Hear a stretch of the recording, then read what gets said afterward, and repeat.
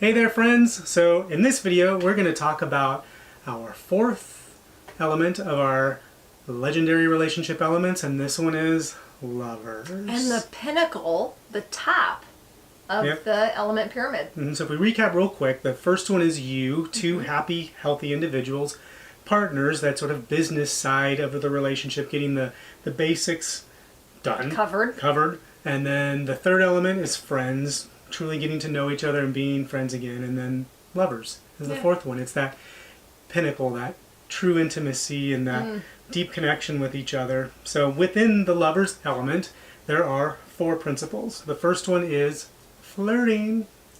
So You're good at this. yeah. So Yeah. what's cool about flirting is that flirting was a lot of what brings couples together in the first place, right? Right. Courting. Think of it as courting. Courting, right? It's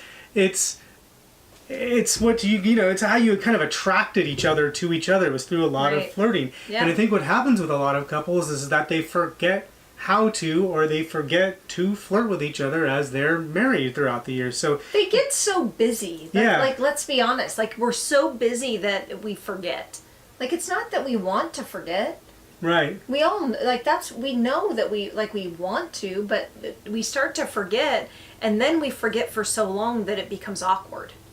And so I think the other thing too is that flirting does evolve over time too. So what are some ways couples could flirt with each other if they've been married 10, 15, 20 years? What are the things they can do?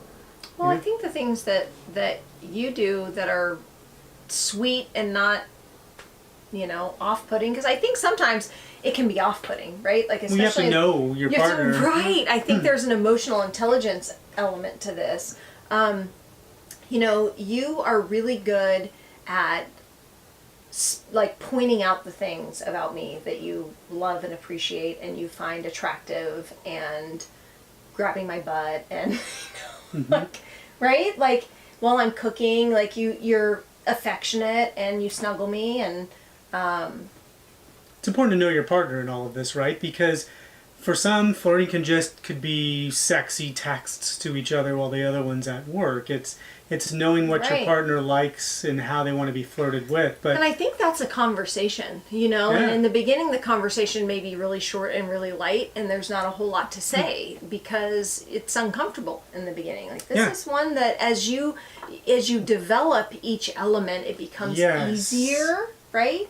But you're really good at those little day-to-day things with me. But I remember saying, like, if I'm in a moment of frustration, like, a forced hug is not going to help me. Right. Right? But, like, coming home and hugging me and, squeezing my butt or whatever, I'm like, yeah. So flirting's important because it keeps that spark going in your relationship and helps to develop and lead to even more deeper intimacy. Right, and flirting can also be parts of the other elements. Like, if the conversation around flirting is, you know what, flirting for me, because my love language is acts of service, is doing the dishes.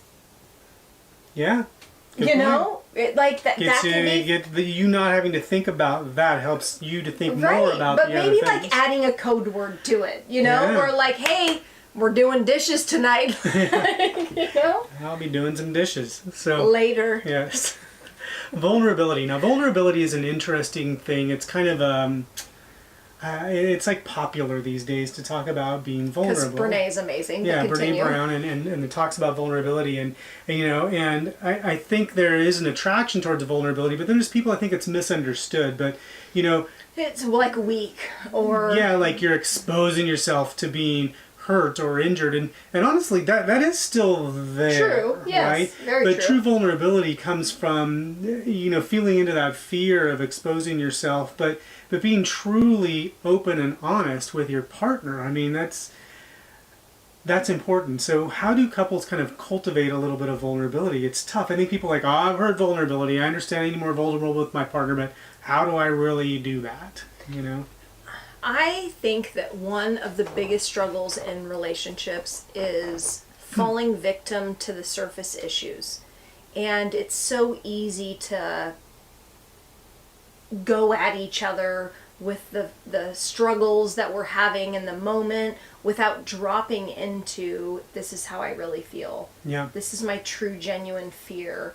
And let's keep it around intimacy and the lover's element of, I struggle to be like, relax in intimate moments, from whatever it may be, from either my childhood or previous experiences or something that's happened between you and I, and I'm struggling with that instead of fighting about the surface issue, which is, why do we not do this, or why is this not going on, when really, if I like drop in and feel into that space of like, what vulnerability is, our deep honesty. Yeah, it's an authenticity. It's our truth, and it's so easy to fight about, you're not doing this and I'm not doing this, or you're parenting the kids like that and I'm parenting the kids like that. But really, like, if we drop in and say, you know what, I remember experiencing this as a kid, or I remember experiencing this, or in this moment when you do that, this is really how it makes me feel. Like I feel uncomfortable, I feel inadequate, I feel like whatever it may be. Those things is although some of them may not be topics around intimacy, it's those intimate conversations of authenticity and truth that start to connect our spirits, right? Like our souls, to where it becomes more fluid and intimate when we are experiencing lover moments. And so the third principle is masculine and feminine energy. And this is another big one. We could probably do a series of videos on masculine and feminine energy. There are entire books written on this kind of stuff. But how do we kind of easily summarize it here within the lover's element? I think of polarity. Magnets. I think of, polarity magnets. Like, there's a positive and a negative force that connect, right, in magnets. And if you have the wrong parts, they repel each other. They repel, literally. And in our relationship, my intense masculine was repelling your masculine. Yeah. And so, I wanted to have deep intimacy in our relationship. I wanted to have passion, and yet I was stifling it because I had to control everything. And I had to plan everything, and everything had to be so masculine and intense from my side. And I was emasculating you. I was stifling your masculine, and your lack of structure and masculine and safety made me not feel safe enough to flow. To feel feminine. And I like how you say that, because there's a great visual, whereas the masculine energy is the banks of the river, and the feminine energy is that flow, right? The feminine energy is allowed to freely create and meander and do its flowy and soften thing, the rocks, and feel comfortable and safe in being that way. And then the masculine are the banks that say, okay, that's awesome. We're going to kind of keep you safe. We're going to keep you structured and keep you going down a path, so to speak, but still being free, flowy, and creative. So. Yeah, it's beautiful. And it's beautiful as you can slowly develop that. And it didn't happen overnight for us. No. Yeah, me releasing my stronghold on my masculine was difficult, and I'm still working on it. But the more we both work on our masculine and feminine, the more passionate and connected our lover's element becomes. Which leads us into the fourth principle of the lover's element, which is sex. So, and in all simplest terms, that's the coup de grace, so to speak, the final pinnacle, the cherry on the top,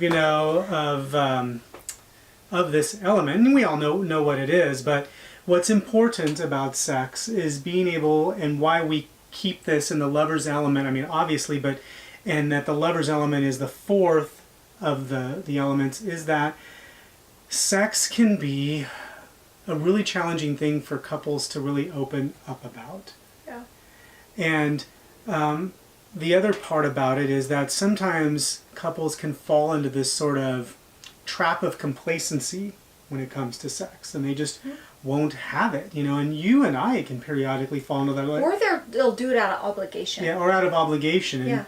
And so you and I, because we have built the partners and friends elements very strongly, then when we kind of feel like we were falling a little bit out of practice on sex, we can kind of go, hey, yeah, we got to get back in. We got to get back in, and yeah, it's not 3-day challenge. And it's not so uncomfortable to talk about 3 day, 5 to 7 day. We make it 5, but either way, we are comfortable enough with each other to say, hey, you know, I really miss this, you know, with each other. You know, what can we do to have more sex? And because we've built that relationship together, and it's just known that couples that have and couples that have a healthy sex life are just generally happier and stay together longer.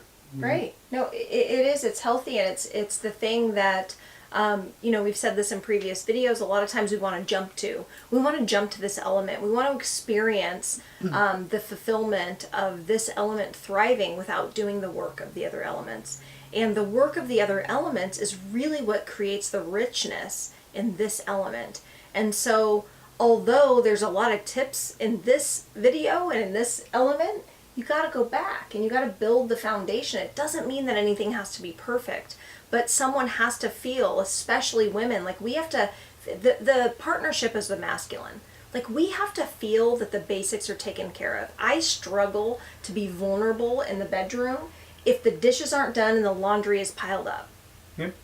That's just the truth. And that is the majority of feminine women, right? And so it's important to go back. It's important to build on it and to have grace as we go and enjoy it when we get there. Enjoy the ride. So that's our fourth element.